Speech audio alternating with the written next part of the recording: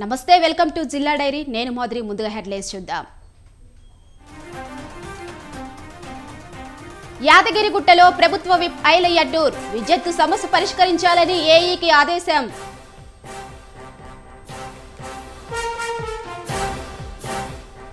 Old బోయినపల్లిలో Madhavaram కృతజ్ఞతా సభ గెలిపించిన ప్రజలకు కృతజ్ఞతలు తెలిపిన ఎమ్మెల్యే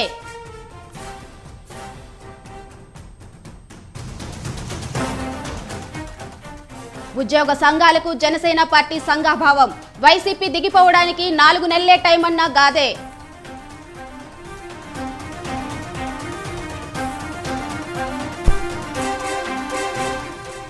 విద్యుత్ ఛార్జీలపై గుంటూరులో బీజేపీ నిరసన 4 ఏళ్లలో 8 సార్లు పెంచిందన్న కమలం నేతలు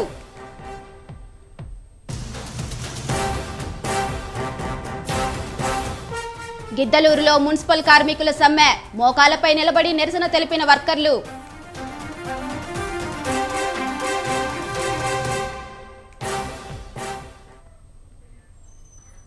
ఇక డీటెయిల్స్ చూస్తే యాదగిరిగుట్టలో ప్రభుత్వ విప్ బీర్ల ఐలయ్య పర్యటించారు. మార్నింగ్ వాక్ విత్ పబ్లిక్ కార్యక్రమంలో భాగంగా ఆయన గుట్టలో పర్యటించారు. ముందు బీసీ కాలనీలో సబ్ స్టేషన్ను సందర్శించారు. ఏఈతో ఫోన్లో మాట్లాడి పలు సమస్యలు వెంటనే పరిష్కరించాలని ఆదేశించారు. పెద్దమూరి వల్ల ప్రజలు ఎదుర్కొంటున్న సమస్యలు పరిష్కరించాలని మున్సిపల్ కమిషన్ను ఆదేశించారు. బీసీ కాలనీలో పార్కు పనులు నాణ్యతగా చేయాలని ఆదేశించారు. విద్యుత్ లూజ్ వైర్లు, ట్రాన్స్ఫార్మర్ల మరమ్మతులు పెద్దమూరి క్లీన్ చేయాలని ఐలయ్య చెప్పారు. ప్రజాపాలన ఉద్దేశం ప్రజలకు వివరించి ఈ నెల 28 నుండి జనవరి 6 వరకు దరఖాస్తులు తీసుకోవాలని సూచించారు. ఏ విధంగా ఆలేరు అభివృద్ధి కాలేదు. ముఖ్యంగా యారుట్ట పట్టణం మున్సిపాలిటీ అయిన తర్వాత ఎంతో నిధులు వస్తాయి అనుకుంటే మున్సిపాలిటీ అయిన తర్వాత కూడా యారుట్ట పట్టణం అభివృద్ధి కాలేదు. ఇలా యారూరు పట్టణంలో సుమారు ఒక 4-5 వార్డులు కూడా తిరగడం జరిగింది. వార్డులలో సమస్యలు ఎక్కడ వేసినా కూడా అక్కడే ఉంది. ఇలా డ్రైనేజీ సమస్య చూస్తే ఆ పెద్దమూరి చాలా ఇబ్బందిగా ఉంది. కాబట్టి ఇక్కడ గౌరవ చైర్మన్ గారు, మా కౌన్సిలర్లు అందరం కూడా సుమారు ఒక 6 వార్డులు కూడా కలిగి తిరగడం జరిగింది.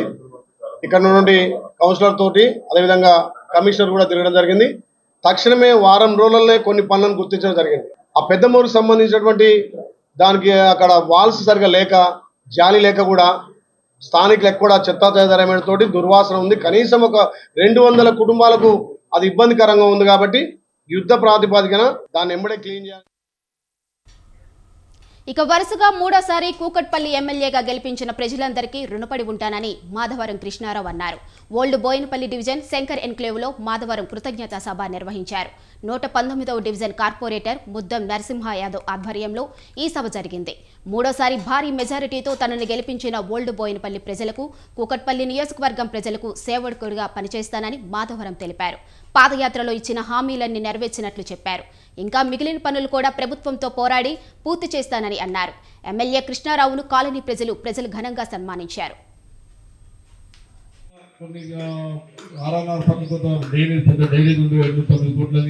అది కూడా మనం చేయాల్సిన అవసరం ఉంది.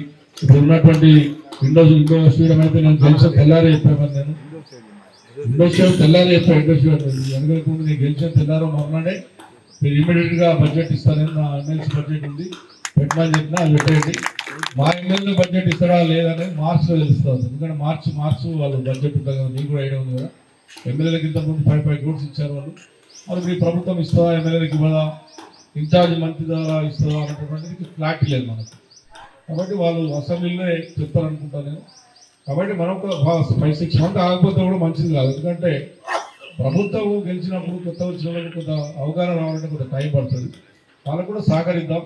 వాళ్ళు కూడా నిజంగా అనుకున్నటువంటి ఆలోచన చేయనప్పుడు మన హైదరాబాద్ నగరాన్ని డెవలప్మెంట్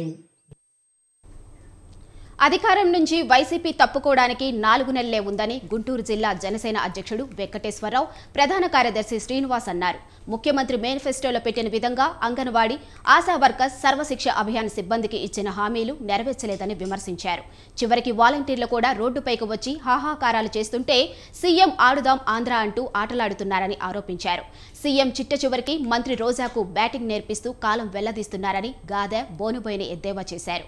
ఏపీలో ఆందోళన చేస్తున్న అన్ని ఉద్యోగ సంఘాలకు సంఘీభావంగా పోరాటం ఉధృతం చేస్తామని హెచ్చరించారు. ముఖ్యమంత్రి అయిన తర్వాత 4 సంవత్సరాల 9 నెలల కాలం గడిచిపోయింది. 4 సంవత్సరాలు 9 నెలల కాలంలో ఆయన చేసింది ఏంటంటే రాష్ట్ర వ్యాప్తంగా అలజడులు, రాష్ట్ర వ్యాప్తంగా కరువు సృష్టించడం, రాష్ట్ర వ్యాప్తంగా కూడా ప్రజలందరూ జగన్మోహన్ రెడ్డి గారి వైపు చూసేలా చూడటం. అది చూసి చూసి చూసి అందరూ కూడా ఈ జగన్మోహన్ రెడ్డి ఎప్పుడు ఇంటికి పంపిద్దామా, అభివృద్ధి అనేది కనిపించట్లా, అవినీతి అనేది ప్రతి చోట కనిపిస్తుందని చెప్పి కూడా ప్రజలందరూ ఎదురు చూస్తున్నారు. పోతే మా యొక్క పెద్దలు పిఎస్సి చైర్మన్ గారు నాదెండ్ల మనోహర్ గారు 7-8 ప్రెస్ మీట్లు పెట్టి ప్రభుత్వంలో ఉన్నటువంటి అవినీతిని ప్రశ్నిస్తూ వాటిపై సమాధానాలు చెప్పాలి ప్రజలకని తెలియపరిచిన ఇంతవరకు కూడా సంబంధిత మంత్రులు ఎవ్వరూ కూడా సమాధానం చెప్పకపోగా ఎవరో ఒకళ్ళిద్దరు అధికారులు వచ్చి తప్పుడు సమాచారం. పవన్ కళ్యాణ్ తిరుపతిలో నిలబడితే స్థానికులు ఖచ్చితంగా 1,00,000 ఓట్లతో మెజార్టీతో గెలిపిస్తారని జనసేన నేత కిరణ్ రాయల్ అన్నారు. ఎవరికి టికెట్ ఇచ్చినా ఖచ్చితంగా 70,000 నుండి 80,000 ఓట్ల మెజారిటీతో గెలిపిస్తామన్నారు. ఆడుదాం ఆంధ్ర అట్టర్ ఫ్లాప్ అని కిరణ్ రాయల్ వ్యాఖ్యానించారు. ఆడుదాం ఆంధ్ర కార్యక్రమంలో 450 కోట్ల స్కామ్ జరిగిందన్నారు. తాము అధికారంలోకి రాగానే విచారణ చేయిస్తామని కిరణ్ తెలిపారు. యువతపై వైసీపీ సర్కారుకు చిత్తశుద్ధి ఉంటే ఉద్యోగాలు కల్పించాలని కిరణ్ రాయల్ సూచించారు. అంగన్వాడీలు నిరసనలు చేస్తున్నా పట్టించుకోకుండా ఆడుదాం ఆంధ్ర ఆడడానికి సిగ్గులేదా అని కిరణ్ విమర్శించారు.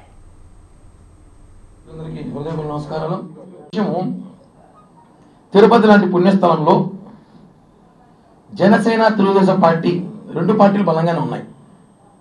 చంద్రబాబు నాయుడు గారు పవన్ కళ్యాణ్ ఇద్దరు కూర్చొని డిసిషన్ తీసుకొని అభ్యర్థిని ప్రకటిస్తారు ఊరికి. ఎందుకంటే బీఫామ్ వచ్చేవరకు కూడా తిరుపతి రాజకీయాలు చాలా మారిపోయినాయి, మనం చూసుంటాం. అభ్యర్థి ప్రకటించి బీఫామ్లు మారిపోయిన రోజులు కూడా ఉన్నాయి. అన్నిటి సర్వేలు ఉంటాయి. ఇప్పుడు నేను ఇన్ఛార్జ్ జనసేన పార్టీకి నేను కూడా రేసులో ఉన్నా, నేను కూడా అడుగుతున్నా.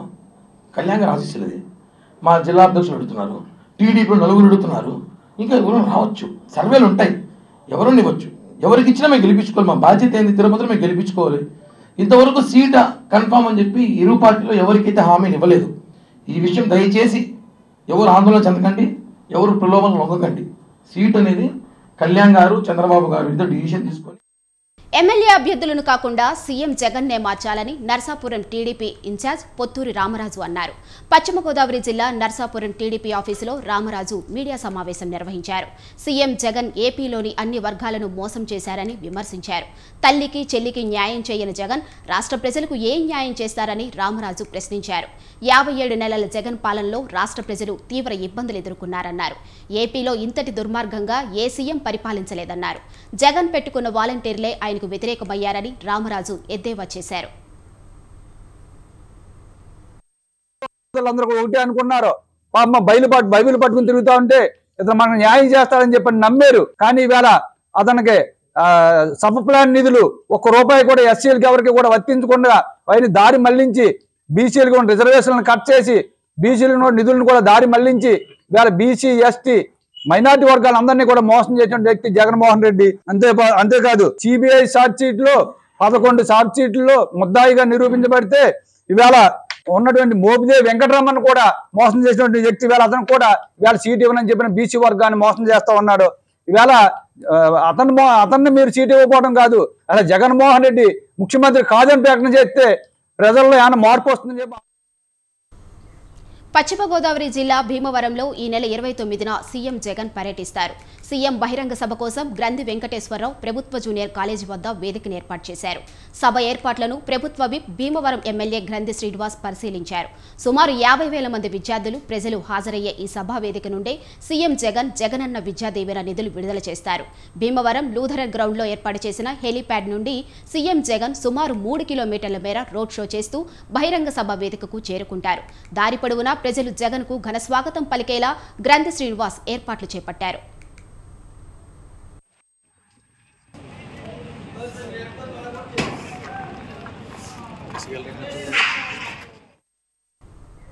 ఆంధ్రప్రదేశ్ ప్రభుత్వం ప్రజలపై మోపుతున్న విద్యుత్ భారం తగ్గించాలంటూ బీజేపీ నిరసన చేపట్టింది.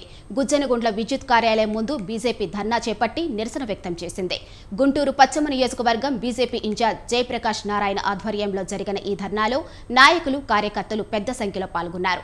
రాష్ట్ర ప్రభుత్వం ట్రూ యాప్ ఛార్జీల పేరుతో ప్రజలపై అధిక భారం మోపుతుందన్నారు. 4 ఏళ్లలో 8 సార్లు విద్యుత్ ఛార్జీలు పెంచిన ఘనత వైసీపీ ప్రభుత్వానిదే అన్నారు. పెంచిన విద్యుత్ ఛార్జీలు తగ్గించే వరకు ఆందోళన చేస్తామని హెచ్చరించారు.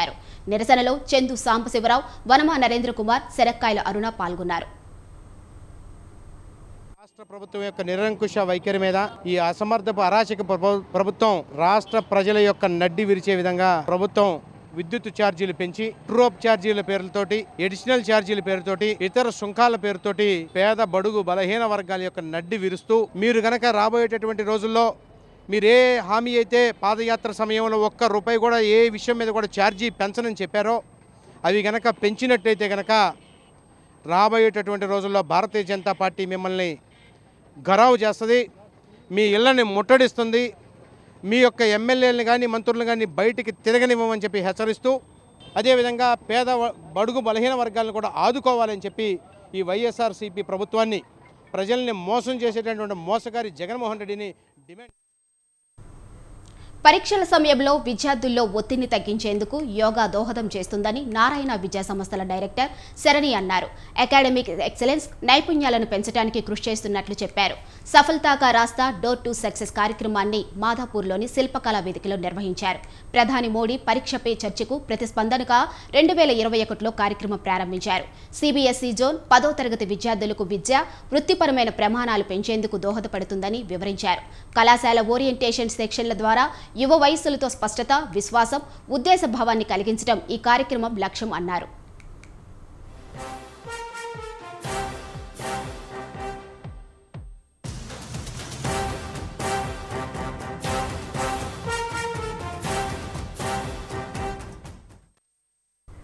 సంగారెడ్డి జిల్లా జిన్నారం మండలం తహసీల్దార్ కార్యాలయంలో విద్యుత్ అధికారులు పవర్ కట్ చేశారు. విద్యుత్ శాఖకు జిన్నారం తహసీల్దార్ కార్యాలయం 9 లక్షల రూపాయల కరెంటు బిల్ పెండింగ్లో ఉండటంతో అధికారులు కరెంటును కట్ చేశారని తెలుస్తోంది. గత 5 సంవత్సరాల నుండి జిన్నారం తహసీల్దార్ కార్యాలయం కరెంటు బిల్లు కట్టలేదని సమాచారం. దీంతో తహసీల్దార్ కార్యాలయానికి విద్యుత్ అధికారులు పవర్ కట్ చేశారు. తహసీల్దార్ ఆఫీసుకు కరెంటు లేకపోవడంతో ఎక్కడి పనులు అక్కడే నిలిచిపోయాయి.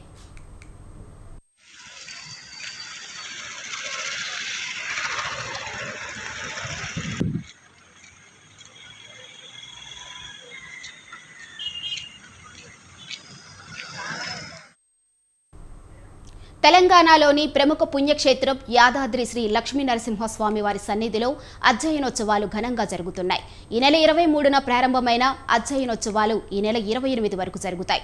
ఉదయం, సాయంత్రం వివిధ అలంకార సేవలలో భక్తులకు నరసింహుడు దర్శనమిస్తారు.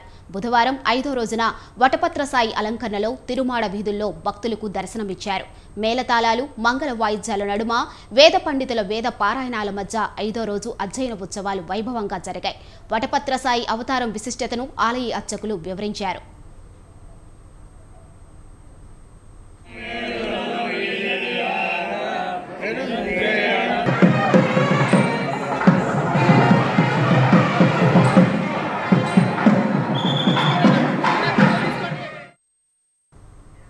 ఎన్నికల ముందు వికలాంగులకు ఇచ్చిన హామీలు తెలంగాణ కాంగ్రెస్ ప్రభుత్వం నెరవేర్చాలని వికలాంగుల సేవా సంస్థ అధ్యక్షుడు షణ్ముఖరావు విజ్ఞప్తి చేశారు. సంస్థ ఆధ్వర్యంలో ప్రపంచ వికలాంగుల దినోత్సవాన్ని హైదరాబాద్ రవీంద్ర భారతిలో ఘనంగా నిర్వహించారు. వికలాంగులకు ప్రత్యేక కార్పొరేషన్ ఏర్పాటు చేసి తగిన నిధులు కేటాయించాలని సంస్థ అధ్యక్షుడు కోరారు. వికలాంగుల సంక్షేమ సంస్థను శిశు సంక్షేమ శాఖలో కలిపి తమ జీవితాలను నెలకొల్పాలని కోరారు.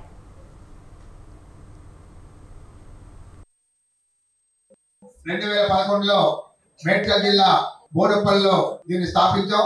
గత 12 సంవత్సరాల నుండి అనేకమైనటువంటి ప్రజా సమస్యల మీద ప్రభుత్వం దృష్టికి తేవడం, వికలాంగులకు వృత్తి శిక్షణ పునరావాస కేంద్రం ఏర్పాటు చేసి వాళ్ళకి ఉచితంగా భోజనం వసతి కల్పించి కంప్యూటర్, టైలరింగ్, అగరబత్తీల తయారీ, కుటీర పరిశ్రమల్లో వాళ్ళకి శిక్షణ ఇచ్చి వాళ్ళ ఉపాధికి మేము ప్రోత్సహిస్తున్నాం. వాళ్ళకి ఉచితంగా వివాహాలు కూడా చేస్తున్నాం. వాళ్ళ కాళ్ళ మీద వాళ్ళు ఇచ్చేటట్టు మా సంస్థ తరఫున మేము ప్రయత్నం చేస్తున్నాం.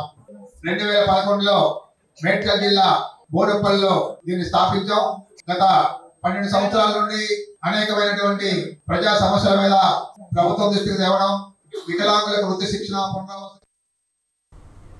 ప్రకాశం జిల్లా గిద్దలూరు నగర పంచాయతీ కార్యాలయం వద్ద మున్సిపల్ పారిశుధ్య ఇంజనీరింగ్ విభాగం సగా 72 విభాగాల కార్మికులు సమ్మెబాట పట్టారు. రాష్ట్ర వ్యాప్తంగా 120 మున్సిపాలిటీలో ఉన్న కార్మిక సంఘాలు తమ న్యాయమైన డిమాండ్లను నెరవేర్చాలని సమ్మె చేపట్టాయి. సమాన పనికి సమాన వేతనం, చనిపోయిన కార్మికుని కుటుంబంలో ఒకరికి ఉద్యోగం ఇవ్వాలని కార్మిక సంఘాలు డిమాండ్ చేశాయి.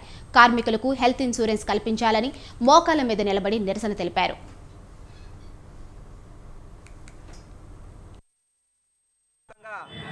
ఈ నెల 20వ తారీఖు నుంచి మున్సిపల్ కార్మికులు దాదాపు 120 మున్సిపాలిటీలో ఉన్నటువంటి దాదాపు 72 విభాగాలకు సంబంధించిన కార్మికులు ఈరోజు సమ్మె చేస్తున్నారు.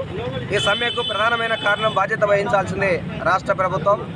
ఏదైతే మున్సిపల్ కార్మికులు తమ న్యాయమైన డిమాండ్ల కోసం పోరాటం చేస్తున్నారో ఈ డిమాండ్లు గతంలో ప్రభుత్వం దృష్టికి కూడా తీసుకుపోవడం జరిగింది. సమ్మెకు పోతామని కూడా 11, 12, 13 తేదీలలో ప్రభుత్వానికి మెమోరాండం ఇచ్చి నిరాహార దీక్ష తెలియజేసి చెప్పడం జరిగింది. అయినా రాష్ట్ర ప్రభుత్వం మెన్నకు నీరెత్తినట్టుండి ఇవాళ మున్సిపల్ కార్మికుల సమస్యలు పరిష్కరించకుండా కాలయాపన చేస్తూ ఉంది. ఇవాళ మున్సిపల్ కార్మికులు కోరేటి గొంతెమ్మ కోరికలు కాదు, లేదా అదనంగా ఏ కోరికలు కోరటం లేదు. వైఎస్ఆర్ కాంగ్రెస్ పార్టీ అధికారంలోకి రానికి తన ఎన్నికల మేనిఫెస్టోలో ఏదైతే పెట్టారో ఆ డిమాండ్లు ఇవాళ కార్మికులు కోరుతా ఉన్నారు. ఇదేదో సిఐటియులో లాంటి కార్మికులు స్వతంత్రంగా అడుగుతున్నది కాదు. సాక్షాత్తు 2016 శాసనసభలో చెప్పారు, మేము జగనన్న ప్రభుత్వం అధికారంలోకి వస్తే ఈ రాష్ట్రంలో ఉన్నటువంటి మున్సిపల్ కార్మికులు, అవుట్సోర్సింగ్ కార్మికులు న్యాయమైన తమ డిమాండ్లను వెంటనే అమలు చేయాలని ఎన్టీఆర్ జిల్లా తిరువూరు వైసీపీ ఆఫీసును అంగన్వాడీలు ముట్టడించారు. అంగన్వాడీల దీక్షా శిబిరం వద్దకు వచ్చిన ఎమ్మెల్యే రక్షణ నిధితో వారు తమ గోడు చెప్పుకున్నారు. తెలంగాణ కన్నా 1000 రూపాయలు అదనంగా ఇస్తానన్న జగన్ మాట ఇచ్చారని అంగన్వాడీలు విమర్శించారు. ఎమ్మెల్యే రక్షణ నిధికి అంగన్వాడీలు వినతి పత్రం అందజేశారు. అంగన్వాడీ యూనియన్ నేతలతో రాష్ట్ర ప్రభుత్వం చర్చలు జరిపిందని, సమస్యల పరిష్కారం దిశగా చర్యలు కొనసాగుతుందని రక్షణ నిధి చెప్పారు. అంగన్వాడీల వినతి పత్రంలోని అంశాలను అధిష్టానం దృష్టికి తెస్తానని రక్షణ నిధి హామీ ఇచ్చారు.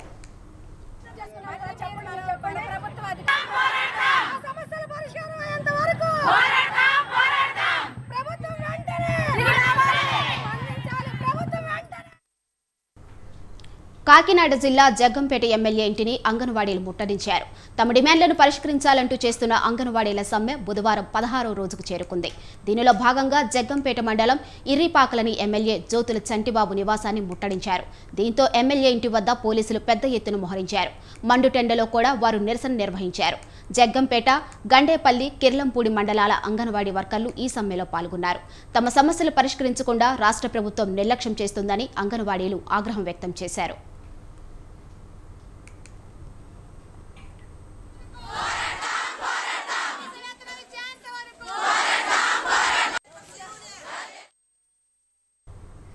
ఎన్టీఆర్ జిల్లా జగ్గయ్యపేటలో వైసీపీ ఎమ్మెల్యే సామినేని ఉదయభాను ఇంటి ముందు అంగన్వాడీలు మోకాళ్ల మీద కూర్చొని నిరసన చేపట్టారు.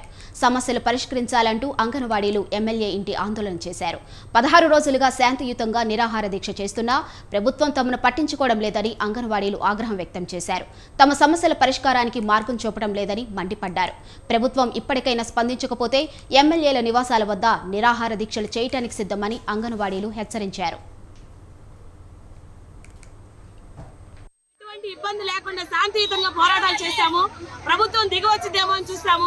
ఈ ప్రభుత్వానికి బుద్ధి చెప్పే రోజు అతి దగ్గరలో ఉన్నదని మీరందరూ తెలుసుకోవాలి. ఎందుకంటే మాకు తెలంగాణ కన్నా 1000 రూపాయలు అదనంగా ఇస్తానన్న జీతం హామీని నిలబెట్టుకోమన్నాము.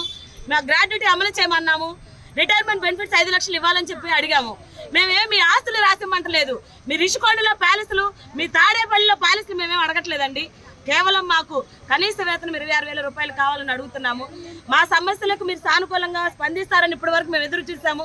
మా పోరాటాలన్నీ శాంతియుతంగా జరిగించాము. ఇక ఏది ఏమైనా మా ప్రాణాలు పోయినా సరే ఈ పోరాటాన్ని ఆపేది లేదు. సాధించి తీరతాము, పోరాడే తీరతాము, ప్రాణాలైనా అర్పిస్తామండి. ఎవరికి ఎటువంటి ఇబ్బంది లేకుండా శాంతియుతంగా పోరాటాలు చేశాము. ప్రభుత్వం దిగవచ్చిందేమో అని చూస్తాము. ఈ ప్రభుత్వానికి బుద్ధి చెప్పే రోజు అతి దగ్గరలో ఉన్నదని మీరందరూ తెలుసుకోవాలి. ఎందుకంటే మాకు తెలంగాణ కన్నా 1000 రూపాయలు అదనంగా ఇస్తానన్న జీతం హామీని నిలబెట్టుకోమన్నాము. మా గ్రాడ్యుటీ అమలు చేయమన్నాము. రిటైర్మెంట్ బెనిఫిట్స్ 5 లక్షలు ఇవ్వాలని చెప్పి అడిగాము. మేమేమి తిరుపతి ఖాదీ కాలనీలోని జగన్మాత చర్చి వద్ద హిందువుల మనోభావాలు దెబ్బతీస్తున్న చిత్రం తొలగించాలని హిందూ యువకులు నిరసన తెలిపారు. అలిపిరి సీఐ అబ్బన్న సిబ్బంది వచ్చి రాతపూర్వకంగా ఫిర్యాదు చేస్తే చర్చి నిర్వాహకులపై చర్య తీసుకుంటామని హిందూ యువకులకు హామీ ఇచ్చారు. దీంతో పోలీస్ స్టేషన్లో హిందూ యువకులు రాతపూర్వక ఫిర్యాదు ఇవ్వడంతో వెంటనే చిత్రపటాన్ని తొలగించారు. హిందువులను కించపరచాలని చర్చి నిర్వాహకులు ఉద్దేశపూర్వకంగానే ఇలా చిత్రీకరించారని రాటకొండ విశ్వనాథ్ విమర్శించారు.